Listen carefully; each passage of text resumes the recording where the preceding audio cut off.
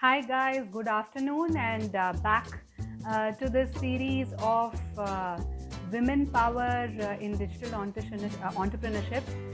Today, in fact, let me quickly introduce myself. I am Preeta Balakrishnan, a women's independence coach, and my vision is to help 100,000 women become self-reliant.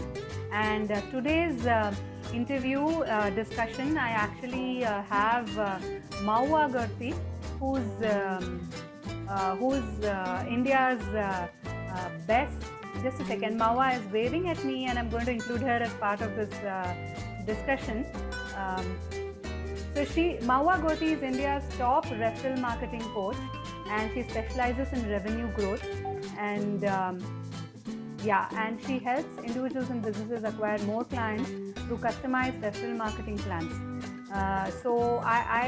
I'm really honored to basically be interviewing Maua. She also agreed just in a jiffy when I asked her, that I would like to have this discussion with you because the topic is of real concern to all women entrepreneurs like us. So there wasn't any, immediately in a jiffy she agreed to be a part of this discussion. Yeah. So let me just, I always have this problem of including, people. There seems to be going to come online. Yeah, Maua. Are you able to hear me, Maua? Yeah. So she's actually coming on. Hi, Maua. How are you doing? Good evening to you. I'm fine. I can't hear you. Today? Can you? Yes, I can hear you clearly now. Great. Yesterday we had certain internet issues. Yeah, so there was a problem getting the person online. Today I'm really happy it happened just like that. I think it's because of you and your energy. Okay, great. Thank you. Thank you so much. Yeah, so I was just introducing you, Maua. I mean, I apart from introducing myself, of course, I'm a women's independence coach, and my vision actually is to help 100,000 women become self-reliant. And in fact, Maua is she is my coach. In fact, to get me the emotional connection of my vision, Maua has been really, has helped me with that. And I'm very privileged to have her in this discussion today. Let me quickly introduce you all to her, whoever is viewing. I think you all would be interested in this topic. So the topic is women's power in digital entrepreneurship. And let me quickly introduce Maua. Maua is India's top referral marketing coach. She specializes in revenue growth. She helps individuals and businesses acquire more clients through customized referral marketing plans. And this is a very specialized thing she does, because for all those people who are entrepreneurs out there, she's one person whom you should go to, because you must be looking for referrals. She really helps you, increase your business through customized referral marketing plans. She works with leading professional service firms, chartered accountants, architects, doctors, coaches, trainers. Her personalized approach will help your business attract the right referrals. And Maua is also the director consultant with Business Network International. I am part of Business Network International too, BNI, and Hyderabad, where she is responsible for kicking off new BNI chapters. In fact, I've been involved in one of the new chapters that she's launched, and she's part of Ascentive Worldwide too. And she's a member of the Confederation of Women Entrepreneurs, COWE, and an entrepreneurship trainer with the Indus Entrepreneurs. So with this, and I must not forget in telling you that recently she's launched a book called Discover Your Mystic Edge to turbocharge your professional service firm. And I was actually reading this book. It's a very nice book. All of you should get one from Amazon. This is definitely a book for all those entrepreneurs and professional service firms who often face challenges in the trajectory of their business, right? So with that, Maua, are you ready to for this discussion? And thank you so much for accepting it in a jiffy. Absolutely ready and looking forward. Yeah, great. So Maua, let me start with the first question. See, apart from you knowing me, and actually we've met each other and all that, how important is this topic for you? The women's entrepreneurship in the digital world. How does this topic really make a difference to you? Yeah. Yeah. So the answer actually has changed pre-lockdown and post-lockdown.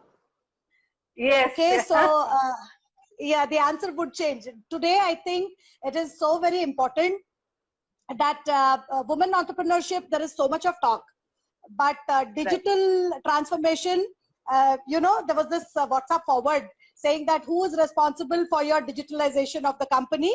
CEO, CTO, COVID-19. So I think we all Okay. have got into that place where we are pushed or we are forced to become digital. Now. To give you Yes. my own Yes.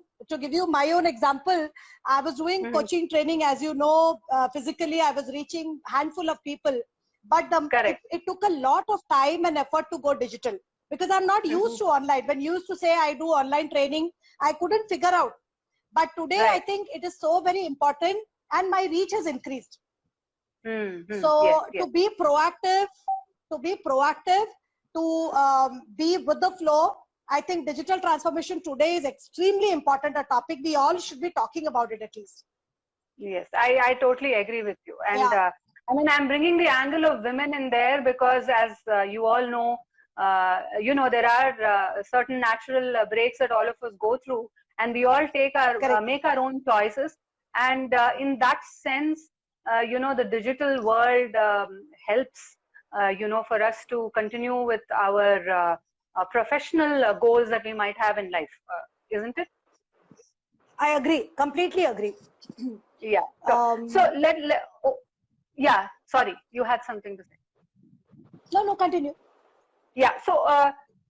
So what do you think? See, as I was talking to you about women and the natural breaks that we go through. What do you think is the real problem, or where is the real problem when it comes to lack of women's presence in, say, C-suite roles, or even in entrepreneurship? For the people to take the step. Let me give you certain data points. Like in India. India is actually abysmally low, third from the bottom after Pakistan and Bangladesh, in taking that step as a woman entrepreneur. And as you all, and you must be aware that, in the leadership role, in chief executive roles, we have only 0.2% of the population who are actually women leaders. While the gap is sort of reduced, but still there is a lot of gap. I mean, leaders are trying to promote more women than men. It was 29% earlier, now it has increased to 44%, but still there is a huge gap. So where do you think is the real problem? Yeah. Why does this happen, or where do you think, what is the real problem? Yeah, Preeta, I think the more we talk about it, the more important it is. That it cannot be undermined that women taking a career break because of maternity, lactation, Mm-hmm. it is a real problem. It's a real issue. Mm-hmm. Right. Correct. So no matter, you are very successful, you cannot say that I will not give that 1 year break, or I will not take a minimum of whatever the maternity break. It is not possible. It is Right. the truth. Particularly in India, if you look at us, we cannot think of moving out for at least the 3 to 4 years of the Yes. initial life of the initial period of our child after childbirth. Mm-hmm. I look at it at two ways, Preeta. So what Mm-hmm. happens is when we are contributing to our career, there are two things that is happening. One is we are Mm-hmm. growing as a professional. Second is we are earning money. Mm-hmm. So when a woman actually takes a maternity break, unfortunately, they lose both. They are losing their growth as a professional. They are also losing their source of income. So as a Mm-hmm. result, what happens is after 4 years, after 10 years, whenever you are coming back, you are having to Mm-hmm. start from the scratch in both the Yes. angles. Yes. Yes. Yes. Okay, Mm-hmm. if only women can, we all can look at this angle, saying that there are two things happening here. One is professionalism, professional growth. One is money. So Mm-hmm. maybe sacrificing one, saying that let me forget the money part anyway, that's earning part, let me keep aside, but not Mm. stop contributing professionally. I Okay. think that Mm-hmm. will help. Keep contributing Okay. professionally, even if it's a freelancing, even if it's just consulting, but do not get away from the picture. Do not Right. vanish. Because if you Right. vanish, then when you're coming back, you are having to start from scratch. I look at it from that angle. Okay. So what you're saying is, while money is important, when you take a break and when you come back, just keep continuing doing something so that you don't totally disappear out of the professional arena, right? Yeah. That, Yeah, Preeta, I'm saying that even before coming back, during the gap, during your maternity break also, there is something or the other that you can continue to contribute to the organization that you were working. As a consultant, as a, advisor, not for money. You can do this negotiation with your boss, with your company, saying that, okay, forget me off the rolls, keep me off the rolls. But, if there is a presentation which I can make, if there is a digital review of the team which I can take, let me continue to do that as an outsider. So that, you do not vanish from, I think that is a feasible thing. We should at least negotiate. Women idea. Yeah. So we should get as innovative and creative and as possible, and not totally get off, the professional side. Do something is what you're saying, and get innovative. Yes. Get innovative. Okay. And the biggest strength, Preeta, if you see women, no matter at what level you are born negotiator. We are all good negotiators. We negotiate with everything and everybody. We are born like that, and we are negotiators. So when it comes to the profession, why should we not negotiate? I think we have to use that negotiation skill instead of vanishing from and taking a complete break. There is some kind of a negotiation that has to happen during maternity, is what I feel. So so this is something that doesn't come naturally to all, Mahua. Now, just going back to the point of negotiation, and of course, I think that each person goes through their own challenges, and it's also the question of taking that step to come back and get innovative. And apart from that, also negotiate. There are some women who just get back right away. After 3 months, they just get back. There are a few others who don't do that, right?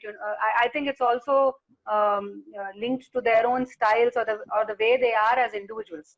So not really sure how or the gap of in terms of the negotiation. Is it? Hello, are you there, Mahua? Yeah, looks like she's got the internet is. Yeah, Mahua, are you there? Yeah. I couldn't hear your last question. Yeah, so no, I was just going back to the same point of negotiation. That is something that I've experienced that could be as a gap that a woman naturally sort of has. What do you think? Because we are we have different styles as individuals, different personalities as individuals. There's some people who can take this whole negotiation game very simply and easily and probably just get there and start doing it. There are few others who are not able to take this step. And if you see it, most of them are in that space. And that's one of the reasons why women disappear. You find them till the managerial level. And after the manager level, you don't find them there. They are not there either at the leadership space or even as women entrepreneurs. So I mean, in terms of what is the real problem, one, from whatever discussion that we're having, what I can sense is it could be the negotiation skills. But what else do you think, is really the problem of making them not to take that step, of coming back? Or I think it's a lot to do with expectations. See, we, to some extent, you have to blame the way we are brought up.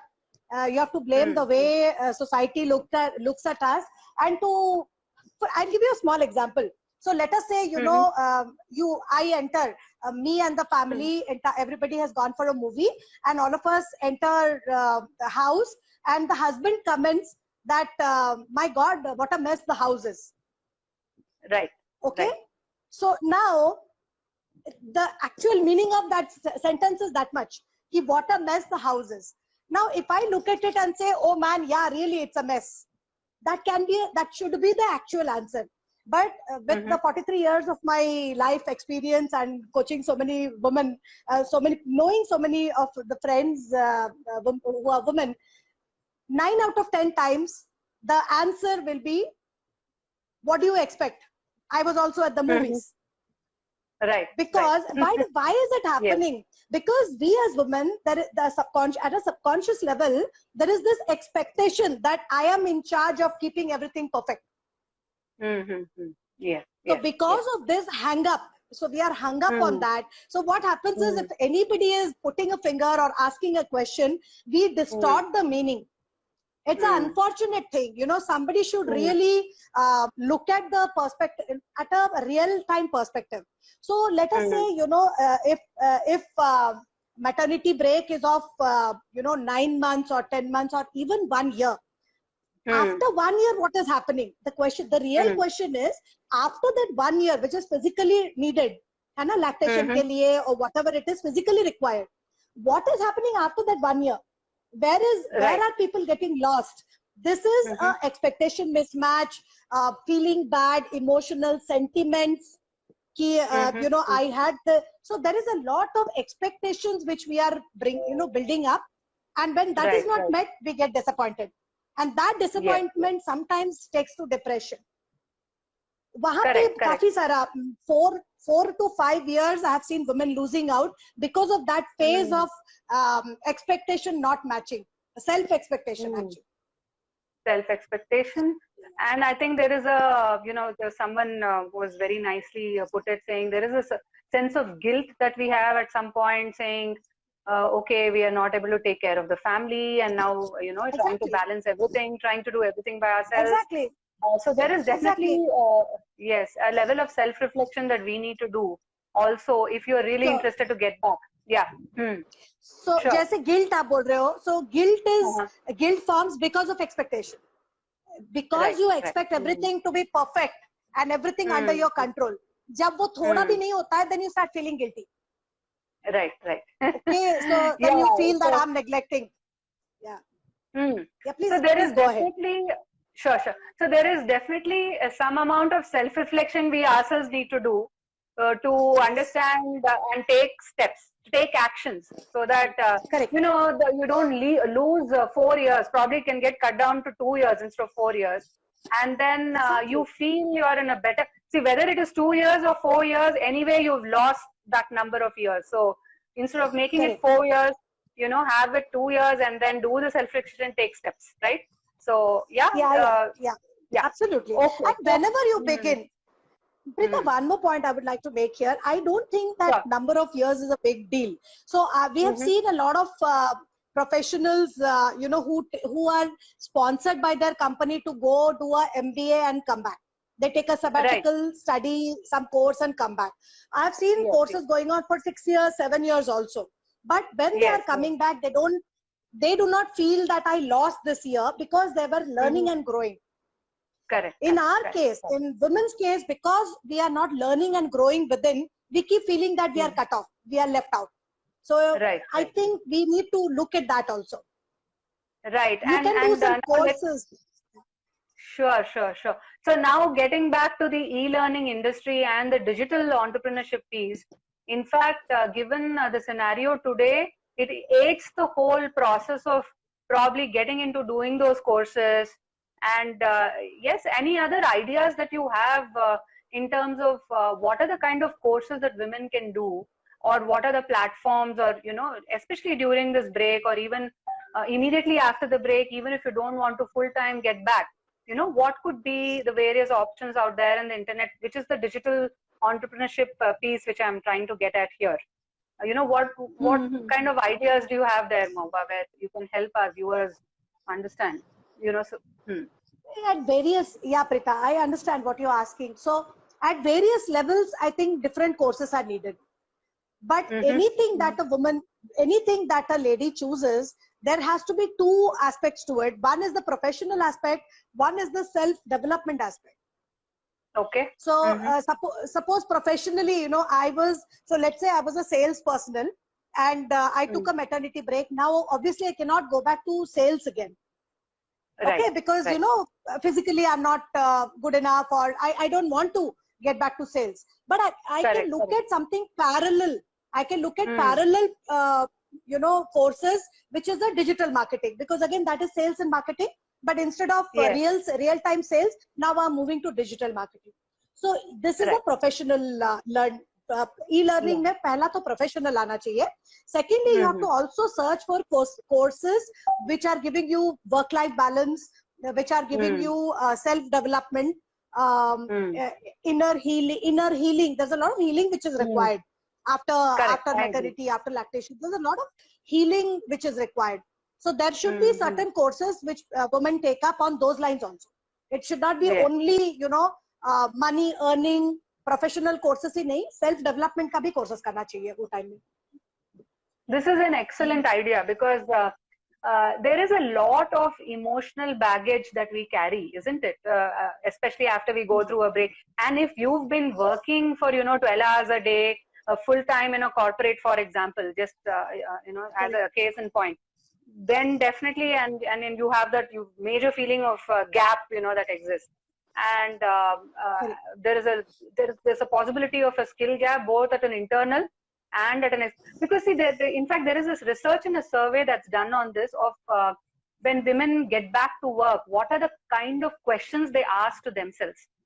In fact, it was a nice article I was reading. And these are actually all coachable questions in the sense, do I have the skill? Do I, will I be able to compete with the current environment? Have I lost in the game? And things like that. So would you, so these are some things that I was reading, which I said, oh, okay, these are all actually coachable elements. Each question actually is a coachable kind of an element, right? So just to share that with you, Mahua. Yeah. Okay, so great. So what you're basically trying to say is do courses, both internal and external. One is at a professional level and another is at a self level, right? Yeah. That, just summarize on that. Yeah. Okay, now yes, and just move on. Rita, yes, can I add something? Of course. Yeah. I just wanted to support whatever you are saying, that coachable questions, right? These questions are very real. These questions should be asked, but what happens is we are not asking, neither we are allowing anybody else to ask. We are just suppressing these questions. We are doubting. Correct. So by suppressing these questions on a long term, then there is a self-doubt which is being created. So instead, the moment you have used the word coach, so in the book Mystic Edge, as you were mentioning, in that I have one chapter which speaks about Alexa. You should have an Alexa with you at all point of time. So that means that there should be somebody who is asking these uncomfortable questions to you all the time. Yes. Instead of you suppressing, am I good enough? If I'm thinking, if I think, am I good enough? I'll only get depressed.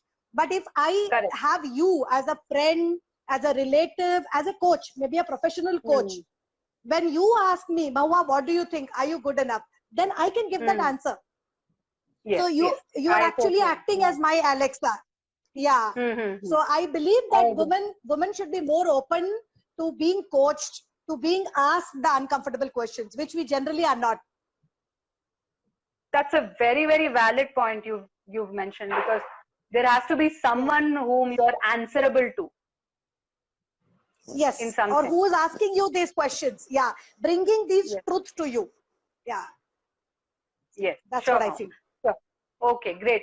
So I'll slightly shift the gear now in, the challenges that we face as women, like whether it is digital entrepreneurship or whether it is entrepreneurship in general, right? I mean, now, of course, in some sense, as a digital entrepreneur, there is a lot of control in our hands. In the sense, let me get into the Facebook, sort of generating leads, and for me, I'm just like trying to share with you the real scenario that I face.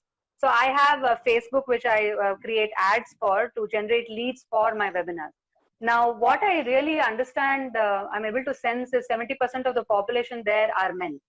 Okay, there is, and what they, who are the, because you've now become public, to everyone. So you don't know whom to accept as a friend, and you don't know, whether the intentions are all positive in terms of, when you are accepting the people. And there is a sense of doubt, when you're accepting the request.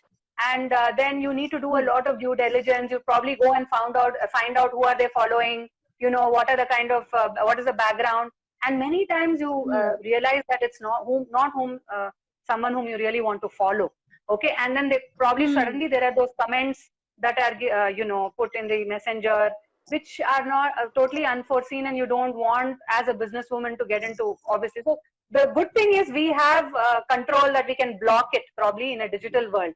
But how do you think this aspect can be dealt with in a digital entrepreneurship scenario where 70% of the viewers are actually men? you know, whether, and so how do you think, you know, this can be dealt with? It's definitely a challenge. It depends, you know, it depends to what is the threshold of challenge for each. Individually, what is the threshold for challenge? So it depends a lot on that. I think there are two approaches, or what I believe. I can only share what I believe, right? I'm not countering people, or I'm not saying this is the right way to do. One is, it's always good to have a professional page separately. I mean, that is basic. Obviously, you know, your page need not be your personal profile. So to that extent, you know, you're not allowing everybody to follow you, but your page. So utna you can separate, and you can say that this is professionally they are following. Second thing is also that, you know, I would definitely, any comments or which comes, other than the you know, the cyber stalking, etc. वो stalking वगैरह को छोड़ के, most of the comments can be taken with a pinch of salt. Yes. Okay. Yes, because you look at even, you know, somebody who is, it's nothing to do with small time entrepreneurs or big entrepreneurs. Even the biggest of people or celebrities, they can't escape that kind of, you know, loose talks or loose comments. I think either you just be brutal, you can just see that comment and not take it personally, just block it, or, you know, delete that comment. Brutally delete that comment. जब भी नजर में आया, or whenever you have not seen and the comment is lying in the box, nobody has the time to judge, you know, people. Actually, we think a lot. But cyber security जरूर देखना चाहिए. You have to be careful of people who are trying to reach you through the you know, pages and all. But otherwise, comments can be taken with a pinch of salt. Now you tell me, we are talking about digital. We are talking about digital. What happens in a real world? In a real world scenario, 70 to 80% people are men, and they are passing comments, they are passing sexist remarks, they are passing useless jokes, even to the extent that, you know, BV ke naam pe hasna, commenting on certain nature. This is reality. You either you fight it back, you give it back, or you ignore. Whatever you would do in real life, I think can be done on digital. Can be. In fact, I agree. And in fact, I think in the digital world, there's a little more control, because you can block those.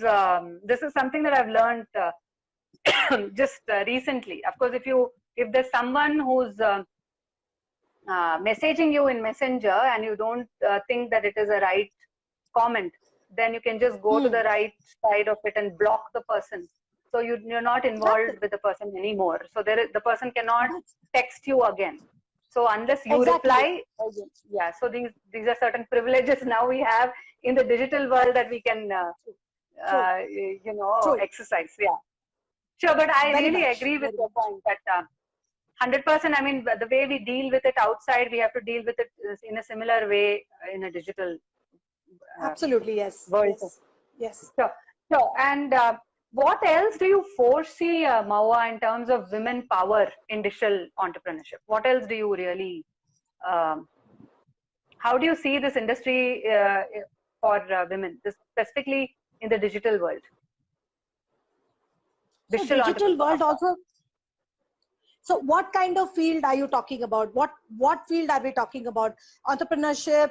I mean, can you be a little more specific? So what I'm talking about is the, you know, power of women in the digital entrepreneurship arena, in the sense everywhere where we have women, but given that this is now expanding, right? The digital scenario is expanding. How else can you think that we can really leverage this, you know, space? And how do you foresee it, like, you know, in the future, this whole aspect of being an entrepreneur on the digital space, and also women in the digital space? What do you foresee of it? Is what I'm. I hope I'm. I understood. No, that's clear. Actually, what you are asking is clear, but the problem with me is that I find it very difficult to separate women and men, because whatever I foresee is probably common for both. Okay. The other day, the other day I was in one of my webinars, I was answering somebody's question. Somebody was asking, ki, ma'am, what do you suggest startups to do now? At this kind of a lockdown condition and, COVID-19. So what do you suggest startups? My answer to that was, it is like nature has pushed a reset button. And everybody is on the same platform now. If you were a mid-size businessman, you have come back to scratch. If you are a woman on a maternity break, suddenly you have a fresh beginning. You are at the same platform. So for example, when I have 11 years of training coaching experience, you have more than 10 years of training coaching experience, and a trainer who's just passed out, a lady who's just passed out her coaching and coming up. We three of us are on the same platform now, because for a 6 to 8 months, all of us have to be. We are forced to be on the digital platform. So to some extent, it's an opportunity, is what I feel. And secondly, I feel that it's an opportunity, is what I feel. Secondly, I feel that if we can start looking at it from a perspective that let's use this. A lot of women are a little technology, they keep avoiding technology. Many women, कि हम TV देख लेंगे, हम YouTube में देख लेंगे. They do not, they're not technology friendly. But if they can make that small shift, in fact, you as a coach, if you can just drill this into them, they can do much better. Women can do much better, because we are good in multitasking. At this point of time, I'm running a washing machine, my dinner is being cooked, at the same time I'm doing an interview with you. Okay, now, excellent, yeah. Right, so we are made to cut. We can do this much better than men. So I think this can be utilized, digital platform can be utilized as a advantage for women to that extent. Sure. So Mahua, I totally with you on that. Going back to the roles that we used to play as opposed to the roles that we are playing today, the gap has really become small. Earlier I think it was very well defined as to what a woman should do or a man should do. And that's how probably our parents' generation was. And if you look at our daughter's generation, I think in terms of patience levels and in terms of aggressiveness, they are much more aggressive than probably some of us who were there in our generation, right? And so this brings us to this brings me to this question of brain versus brawn, right? Now, where are we there? Like earlier, what was actually important was the brawn thing, which was what was shown for men. So men would go hunting and women would be at home, taking care of the house. And now it's all because of the digital world, we are all there together. So there is no question of showing physical strength anymore. It is all intelligence.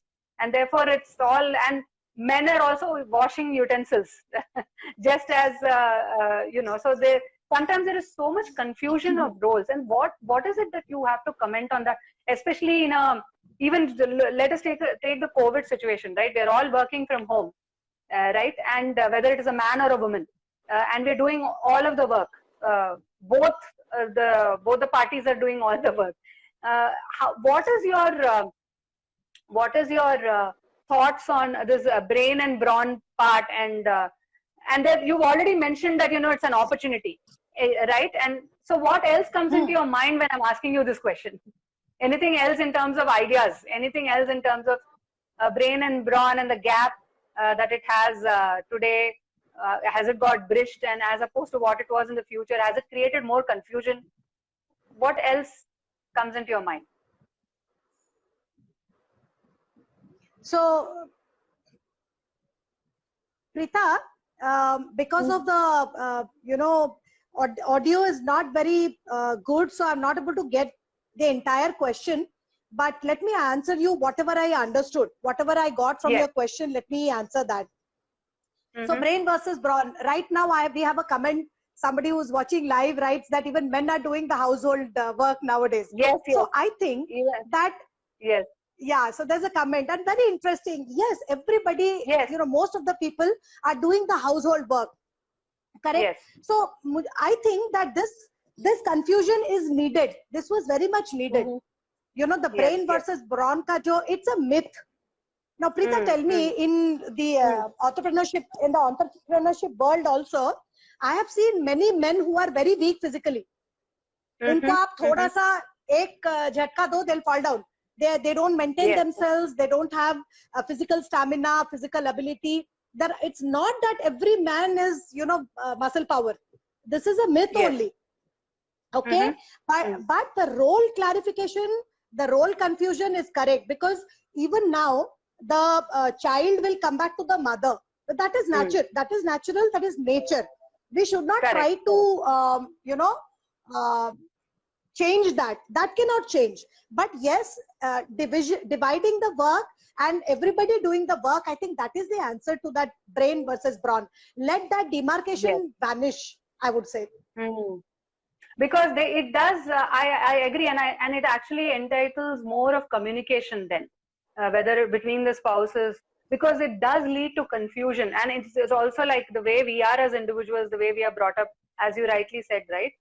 So sometimes, it's taken for granted that, oh, okay, you go ahead and do the cleaning, or, why should I do it? I'm still working, or things like that. So while they are doing it, I'm totally for both of them doing both, right? But I think it calls for a good, clear-cut communication between both the parties. And now it's going to a spouse relationship or any close relationship that you have at home, of how to clear this brain versus brawn part. Would you agree on that? I think the internet has gone a little choppy, but she'll be back. Yeah. Now, can you hear me, Mawa? Yes. It's better. You're back, Mawa. I can hear you. Okay, so that's it. So I think the communication has to increase, and that was one of my thoughts. What do you think of that? So that the confusion vanishes. Yeah, communication within the family is what you mean, right? Yes, within the family, within the close circles, especially in the family, right? Because now it's going to be probably that you're going to work more from home in the future. Correct. See, actually, the problem has always been communication.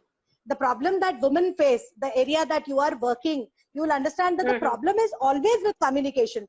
The way we perceive what others are telling us, and the way we actually communicate what we want to communicate. The issue has always been that. Today, I think this is the right time where we have to make it very crystal clear, and we have to let go of all the hang-ups that we have in our mind. Ki, ye kya sochenga, this, I had this issue, this happened last year. All these things have to be erased and have a clear communication. But because, like you rightly pointed out, aane wale 1 year or 1.5 years, 2 years, imagine if you have to be 2 years locked down and you have to talk to the same family, you have to communicate with that husband, with that child, with this people around, then it has to flow very comfortably. The flow of communication has to be healthy and very comfortable. So proactively, people should be working on that. And if they cannot do it on their own, they must seek professional support. Maybe somebody like you who is, into this coaching, communication coaching, people must, apply that and start, men or women together. It can be anybody. It's not as if only women needs that clarity. Even men need that clarity of communication. Yeah. Definitely. Yeah, sure. So I have one last question, and then we'll, sort of wrap it up in a lighter note. So, in fact, it's time for you to ask me one question, and then we'll probably wrap it up with a lighter note. Is that okay? You can ask me one question from your side. Sure. I would love to. So, what is... you asked me a question earlier. That what should be an approach of a lady who has taken a career break and that coming back. So I gave you my take, but what is your take? How do you think this problem has to be approached by the lady, by the mother after the childbirth when she wants to come back? What is the nice way to begin as per you? See, so I'll only go back to what I did as an individual, right? I mean, actually, before I took a break, I also actually spoke to my own boss and said that, would you be open to take me back, in the organization on a part-time basis? So talking about open communication and talking about keeping it going. I think your idea was excellent. And so I had started the process of even before I took a break. So, and I said, and in fact, I remember I was working in the night shift in the 8th or the 9th month that I was in. And I had that set, sort of clarity of communication that we spoke about. And he said, so what my boss told me was, once you finish your break, you send a mail with all the details, and we will look at this mail once you get back. So keeping that piece of communication open and avenues open, at least with some of the people whom you already know, could be a start to the process. But of course, it is a different thing that had happened, that I didn't go back. I did get back to them. There were issues, there were gaps, they didn't take me. That's a different practical issue that had happened. But at least at my level, I felt that, okay, maybe there are avenues and maybe they will take me back. And I went ahead and actually I pursued the courses. I pursued other, in fact, I also pursued a few other, not only in HR. I was working with HR, but I also did something on school psychology. I did a course in school psychology. I tried to explore other avenues, that in case I'm not able to get back fully, like in full time, what could be the other options? And therefore I went ahead and did a course on school psychology. And so I think that definitely, as you very rightly said, the doors are not closed.